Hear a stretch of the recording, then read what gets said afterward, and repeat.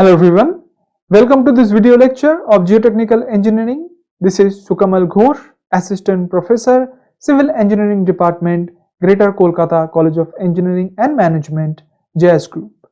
In our last lecture, we had discussed a case based on Rankine's lateral earth pressure theory. Now in this particular video, we will discuss another two cases based on Rankine's lateral earth pressure theory. So as we discussed in our previous lecture that our case 2 is fully submerged cohesionless backfill, right? So fully submerged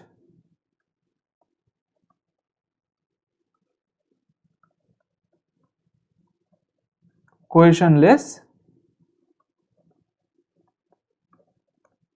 backfill, right?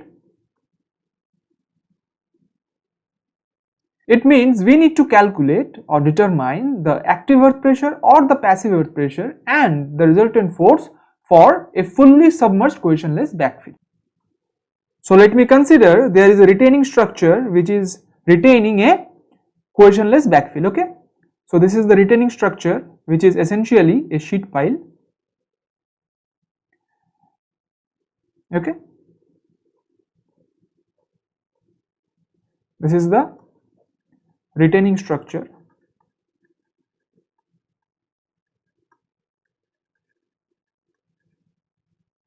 which is retaining a cohesionless backfill, right? So this is the backfill, this is the top surface of the backfill and this is the ground level, suppose, okay? So this backfill is made of cohesionless soil.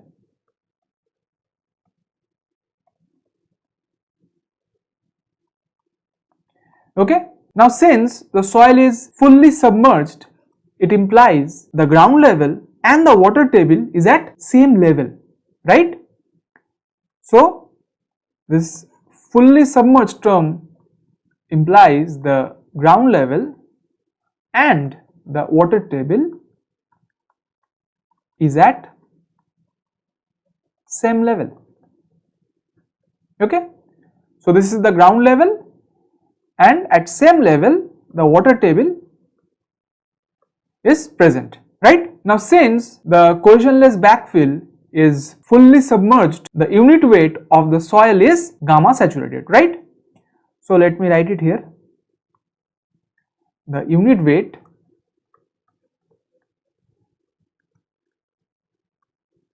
of the backfill or the soil is gamma saturated.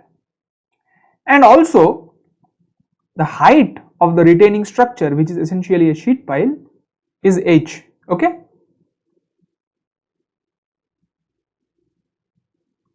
So from this particular figure you may observe that in this total area there will be some pressure for soil and there will be some pressure for water also. So in this total area there will be active earth pressure, or if you want to calculate the passive earth pressure, then there will be the earth pressure due to the soil and for the water. It means we need to analyze the geostatic condition and also the hydrostatic condition, okay? So first, if you want to calculate, suppose the active earth pressure, then we need to calculate the vertical stresses first, okay? So suppose, let me write in the next page. So in geostatic condition means for the soil,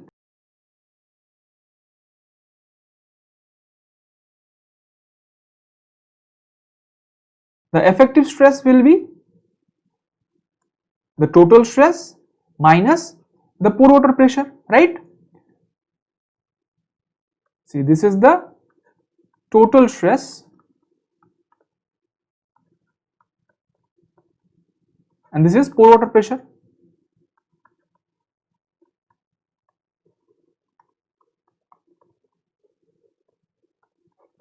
Okay, so what will be the total stress? The total stress will be, see, the height of the retaining structure is h and the unit weight of the soil is gamma saturated, right? So it will be h into gamma saturated, okay? Now what will be the value of this pore water pressure? See, the height of the retaining structure is h and we know the unit weight of water is gamma W, right? So if you simplify it, you will have H into gamma saturated minus gamma W. Okay, so we know this gamma saturated minus gamma W is equals to the submerged unit weight, right? Or you can also write it as gamma dash. Okay, so this gamma submerged or gamma dash, which is essentially the submerged unit weight. Okay, so you can write it here that gamma submerged into H. Okay, so for geostatic condition, the effective stress will be gamma submerged into H. Okay, so in geostatic condition, what will be the active earth pressure? See, we know that active earth pressure PA is equals to Ka into sigma V. So here sigma V is nothing but the effective stress. So it will be Pa into Ka into gamma submerged into H. Okay.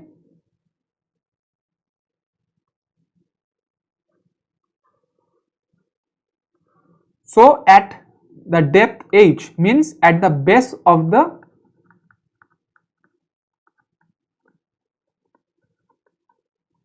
retaining structure,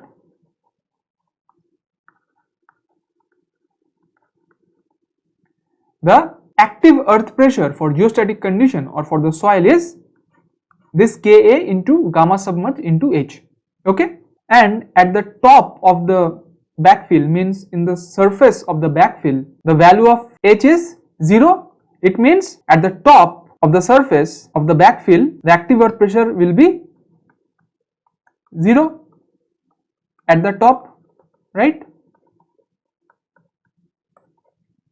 So let me draw the pressure diagram. So first let me rub it.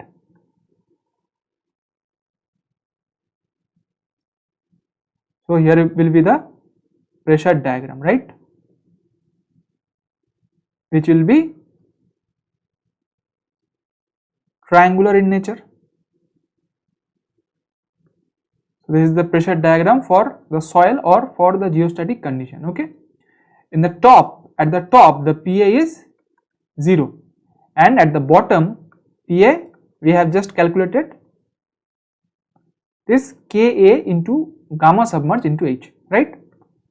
So it will be Ka into gamma submerged into H. Okay, now let me analyze hydrostatic condition. Okay,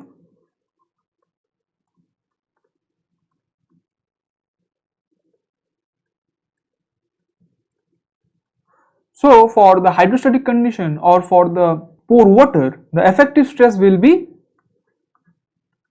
the height of the backfill, that is H, into the unit weight of the water, which is gamma W.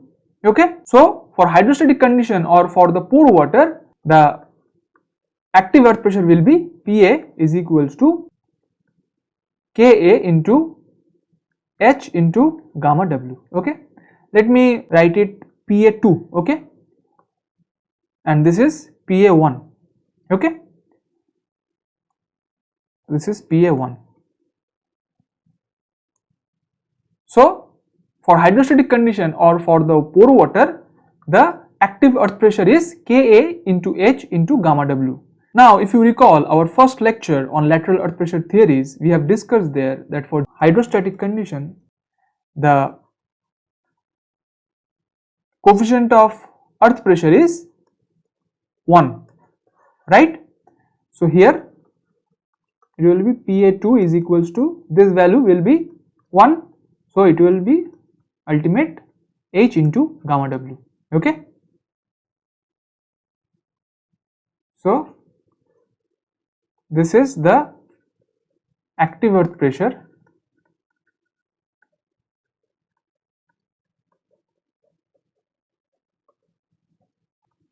hydrostatic condition. Okay,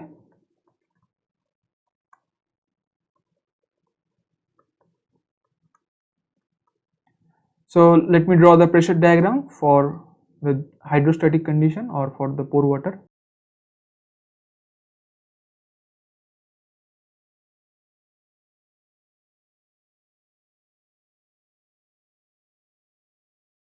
So here it is Pa2, which is equals to gamma W into H. Okay.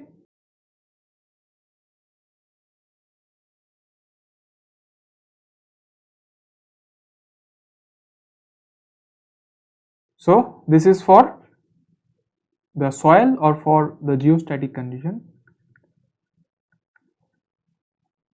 and this is for pore water or the hydrostatic condition.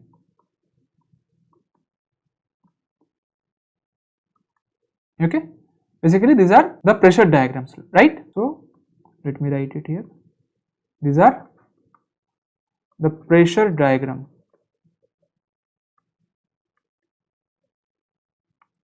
Okay, so what will be our total active earth pressure? It will be Pa1 plus Pa2, right? So let me write it here. The total active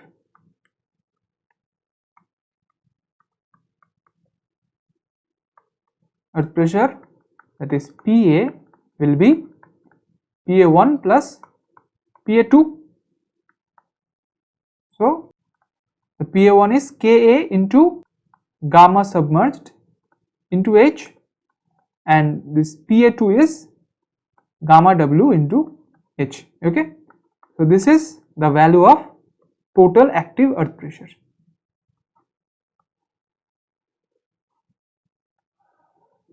Right? Now from the pressure diagram you may conclude that the Pa means the total active earth pressure is effective at the base of the retaining structure or the sheet pile. Okay, see, this is the base, this is the base level of the retaining structure, right? And at the base level of the retaining structure for the soil, the active earth pressure is Pa1, and for the pore water the active earth pressure is Pa2, and if you sum it you will have Pa, means the total active earth pressure which is acting or which is effective at the base of the retaining structure. Okay, so let me write it here.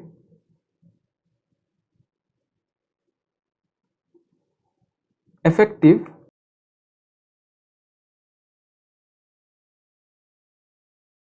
at the base of sheet pile or retaining structure. Okay, so this Pa is effective at the base of the sheet pile. Okay, so now we have calculated the total active earth pressure, but we need to calculate the total active earth pressure force, or you can also say it as resultant force. Okay, and we can also call it thrust. Okay, so see, so you may observe that for the geostatic condition or for the soil, the pressure diagram is triangular, and also for the hydrostatic condition or for the pore water, the pressure diagram is triangular, right? So for both the cases, the active earth pressure force will act at a depth of h by 3 from the base of the retaining structure. Okay, so suppose the active earth pressure force for the soil or in geostatic condition is Fa1, okay, which is acting at a depth of h by 3 from the base, right? And also for the pore water pressure, the resultant force or the active earth pressure force is Fa2, okay, which is acting at a depth of h by 3 from the base also. Okay, so now we need to calculate this Fa1 and this Fa2 so that we can calculate the total active earth pressure force or the total resultant force, and we also need to determine that where this resultant force will be effective. Okay, so let me write it here. The active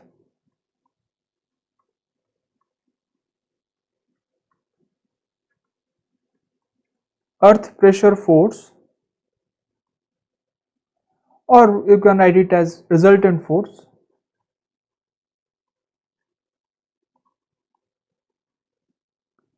for the soil or for the geostatic condition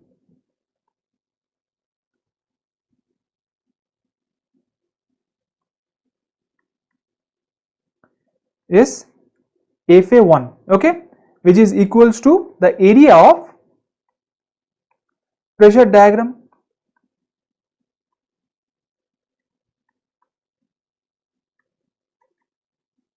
for geostatic condition,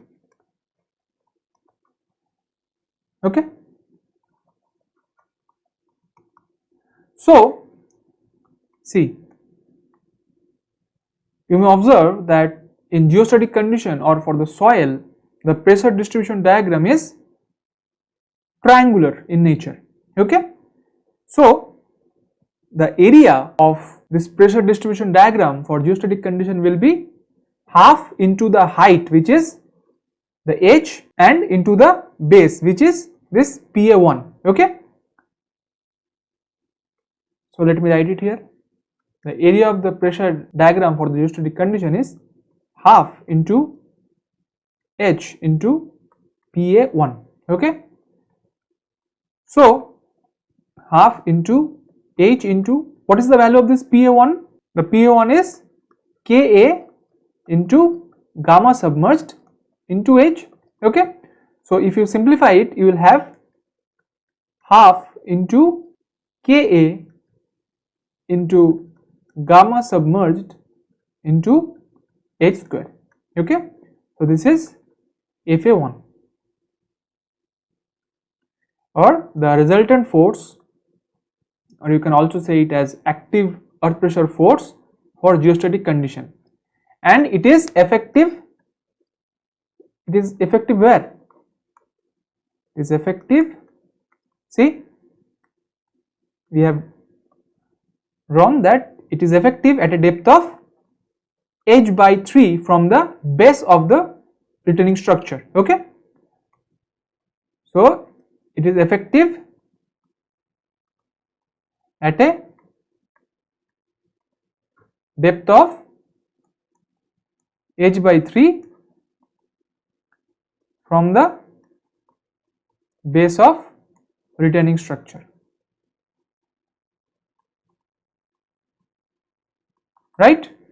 Now what will be the resultant force for hydrostatic condition? So the resultant force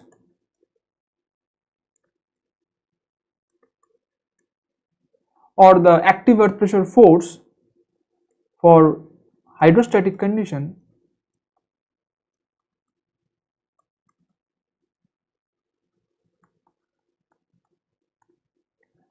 will be Fa2, right, and this Fa2 will be the area of pressure diagram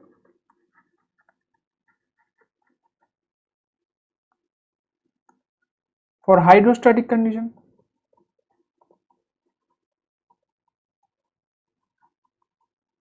right. And what will be the area of this pressure diagram of hydrostatic condition? See, for the hydrostatic condition also the pressure diagram is triangular.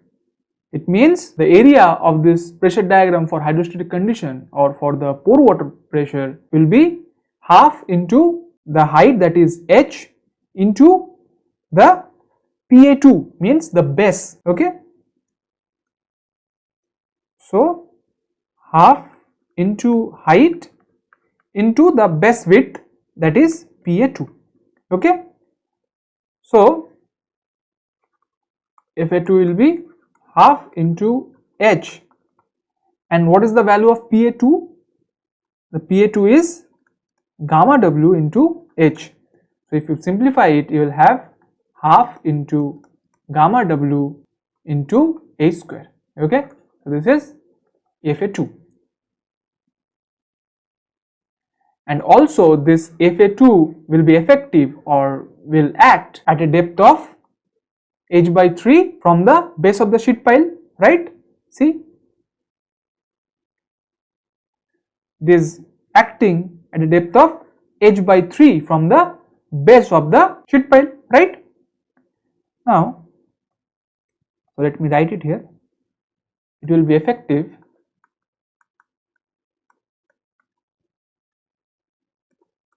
at a depth of h by 3 from the base of the sheet pile or the retaining structure.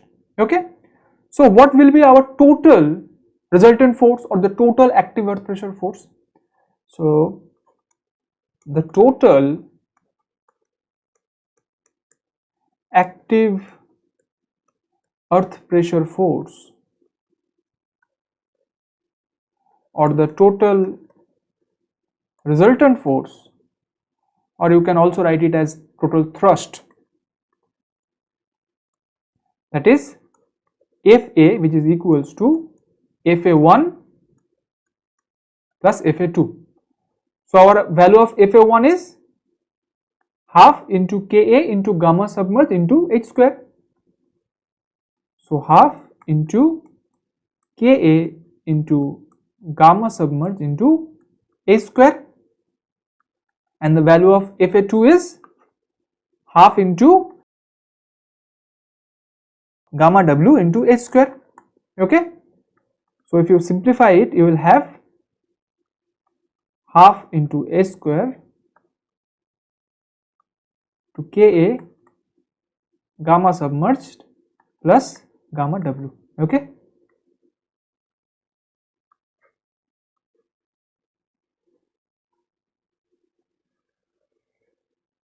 So we have calculated the value of total active earth pressure force or the total resultant force. But now the question is, at which depth this total active earth pressure force or this total resultant force will act? See, this Fa1 is effective at a depth of h by 3 from the base of the retaining structure, right? And also the Fa2 is effective at a depth of h by 3 from the base of the sheet pile. So since both the Fa1 and Fa2 is effective at a depth of h by 3 from the base of the sheet pile, the Fa means the total active earth pressure force will also be effective at a depth of h by 3 from the base of the sheet pile. Okay. So let me write it here. It will be effective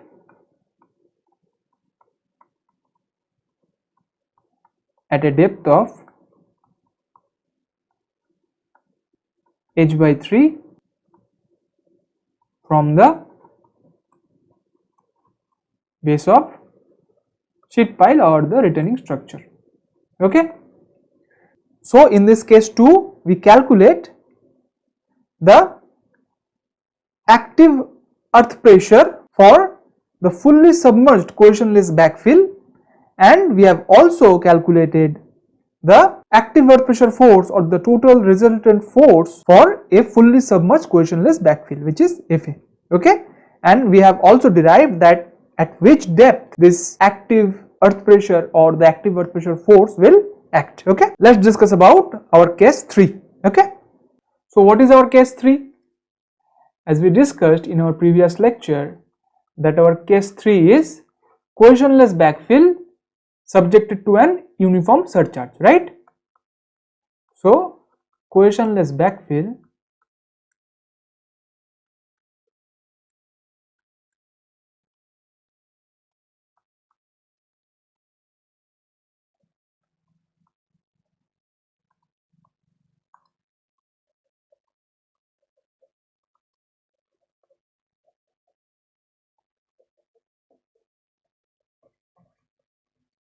okay. So let me consider there is a retaining structure which is retaining a cohesionless backfill. Okay. So this is the retaining structure which is essentially a sheet pile. So this is the sheet pile or the retaining structure. This is the retaining structure. Okay.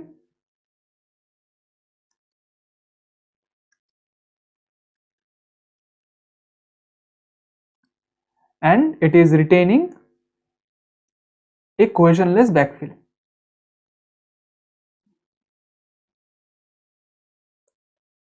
This is the surface of the backfill, and also this backfill is subjected to an uniform surcharge. Okay. So this is the uniform surcharge.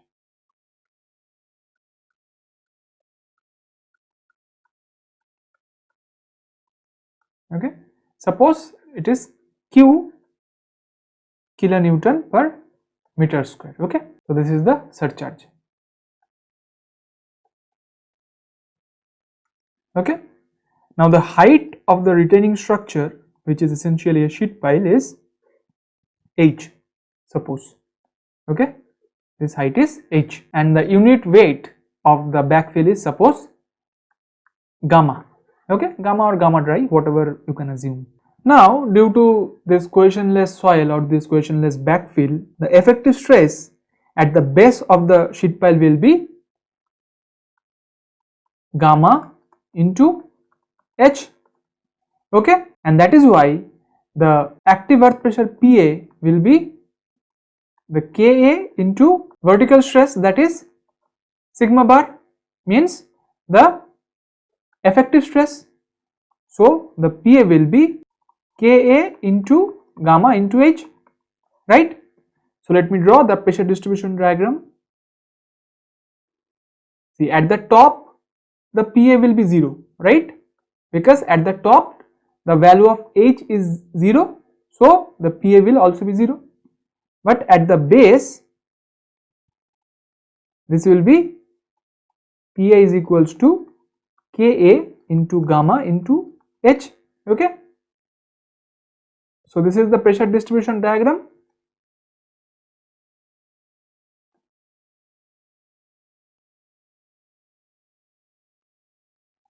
Right, now due to the surcharge, some vertical pressure will act along the depth or the length of the retaining structure, and since the surcharge is uniform, the vertical pressure throughout the length of the wall will be same or equal.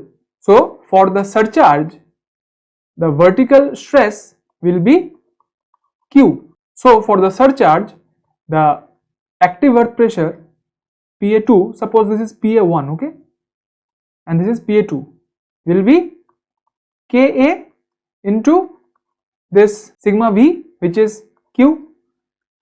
So this is the active earth pressure for the surcharge. Okay, so let me rub it. The pressure distribution diagram for the surcharge will be same throughout. Okay, and it will be a rectangular distribution. Okay, and here the PA2 will be Ka into Q. Okay, throughout the length of the retaining structure or the sheet pile, due to the surcharge, the active earth pressure will be same. Okay, so let me write it here a bit elaborately, that PA1, which is active earth pressure,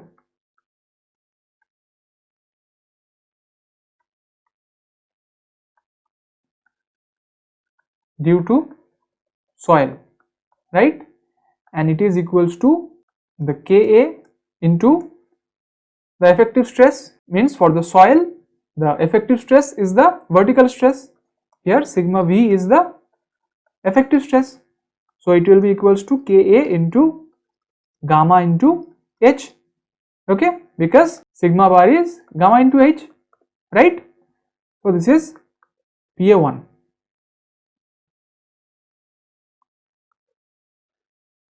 So this PA1 is effective at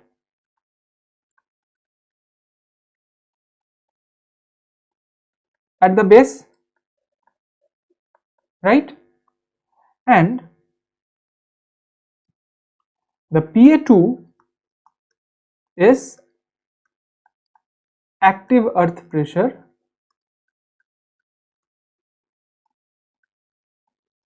due to surcharge.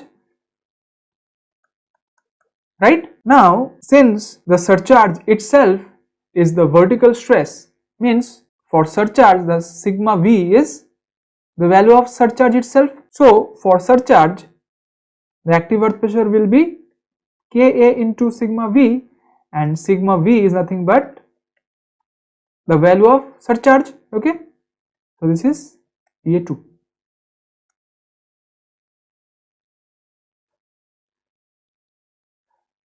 and it is also effective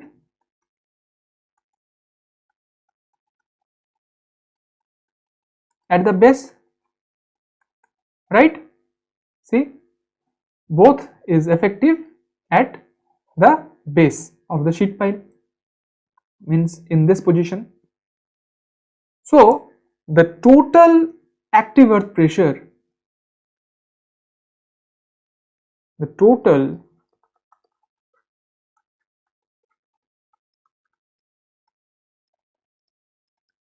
active earth pressure is PA1 plus PA2. Okay, it is PA. So the PA1 is Ka into gamma into H, Ka into gamma into H, and the PA2 is Ka into Q. It will be Ka into Q. Okay, so this is the total active earth pressure.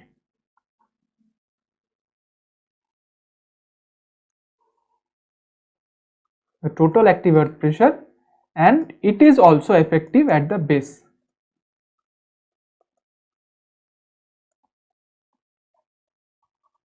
Of retaining structure.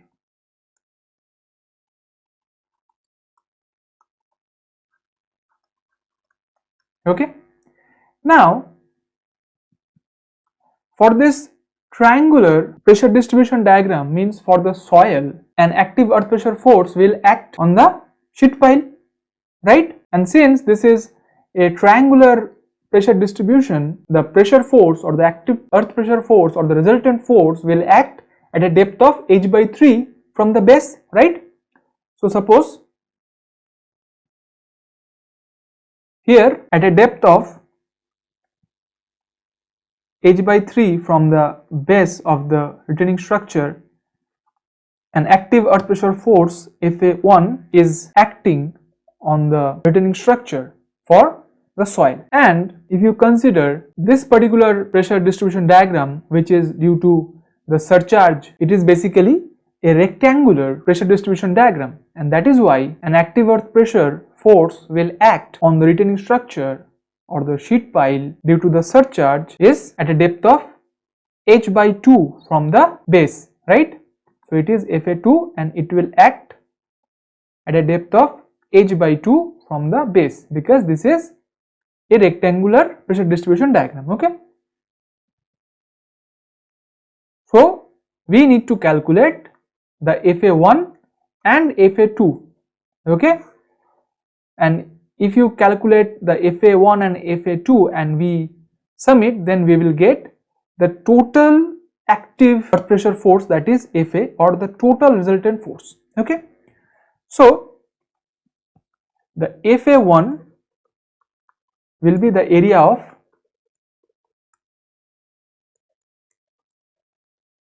pressure distribution diagram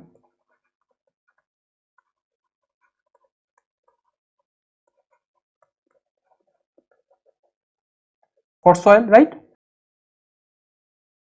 which will be equal to half into depth of the soil, that is h, into the base width of the pressure distribution diagram, that is Pa1.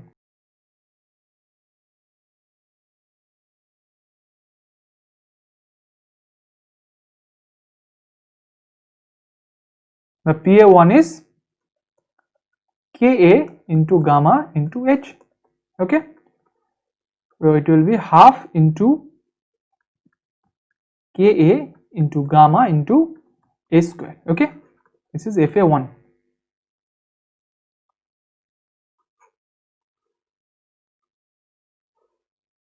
And it is effective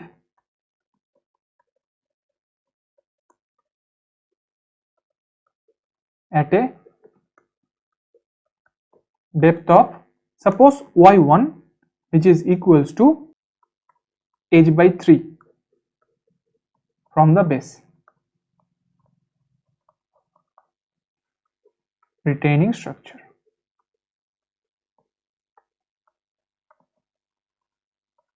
Okay, Now what will be the value of F2? The F2 will be the area of pressure distribution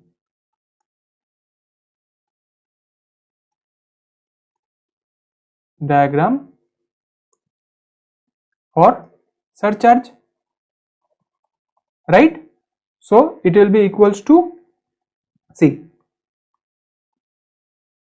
the pressure distribution diagram for the surcharge is rectangular in shape, okay? So the area will be height into width, so height is h and width is PA2, okay? So it will be h into the value of PA2 is Ka into Q, so Ka into Q, okay? So it will be h, let me write it here, Ka into h into Q, okay? This will be the value of Fa2.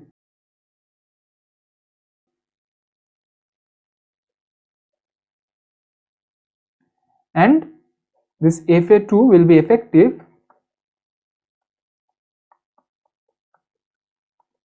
at a depth of, suppose, y2, which is equals to h by 2 from the base of retaining structure.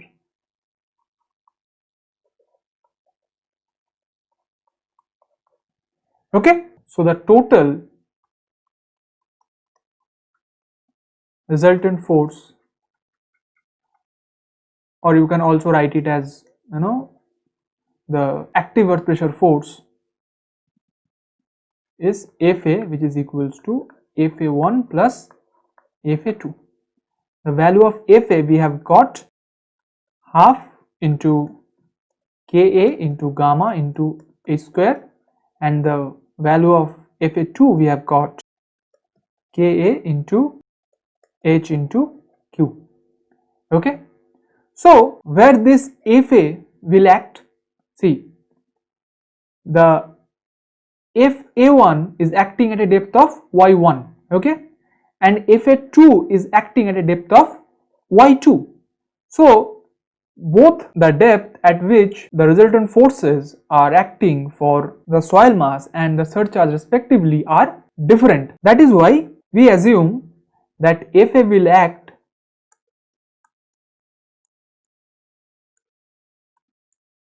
at a depth of y bar. Here y bar is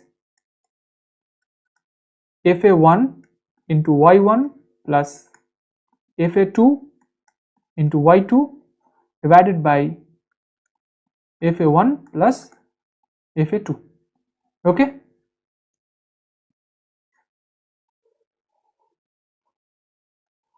So this is the total value of resultant force which is acting at a depth of y bar from the base of the retaining structure, okay? So this is it for today. In our next lecture, we will discuss another two cases based on Rankine's lateral earth pressure theory. Till then, stay safe and stay happy. Thank you.